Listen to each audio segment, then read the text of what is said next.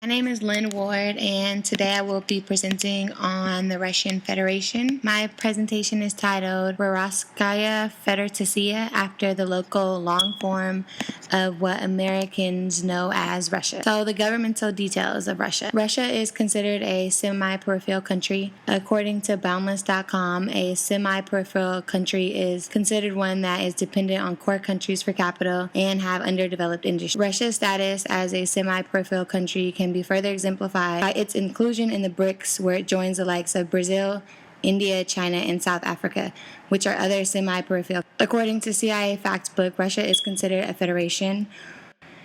Over the past years, we have witnessed an increase of presidential powers, namely those of current President Vladimir Putin.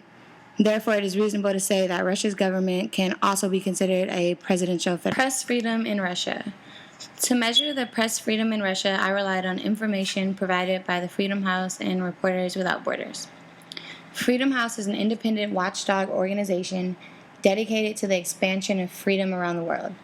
Both trusted and credible, the most recent ranking provided by the Freedom House ranked the Internet of Russia as partly free and the press of Russia as not. Reporters Without Borders is a nonprofit organization for the freedom of information.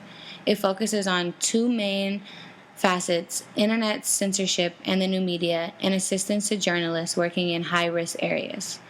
Reporters Without Borders ranks Russia 148 out of 180 in level of press freedom, a fairly low ranking but an expected one considering governmental policy crippling press freedom. Internet details of Russia. The population, internet, and social media statistics give us insight on Russia. According to WorldStats.com, in 2013, the population of Russia was approximately 142 million. Number of internet users as of December 2011 was 61,411 million, and internet penetration was 44.3%. Social media is widely used throughout Russia. Two of the most popular social media websites are VK.com, and VK.com is a European version of Facebook with over 210 million. VK.com is important to mention, especially given the Russian government's recent censorship, which resulted in the site being blacklisted and unavailable for public use for several days. Facebook also has a large presence. All Russian newspapers are radio is also a popular medium.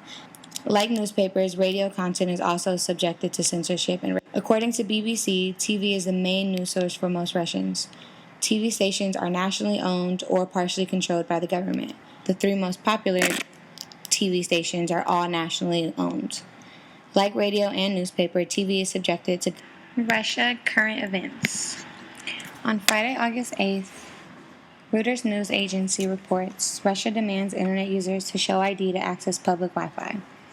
This law is among a slew of new laws regulating Russia's internet and has been criticized. Putin and his administration, on the other hand, argue that the laws are needed to fight extremism. Russia conclusion. Russia has the potential to be an advanced level of media development.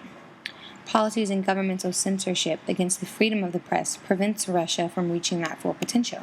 Compared to other nations in the region, Russia lags behind the level of media development. Russia's recent governmental policies against freedom of the press and the internet exemplify their stagnation. Russia has proved to be in their war against the freedom of the press. We can expect more Russian laws to be enacted that go against traditional ideas of freedom of the press.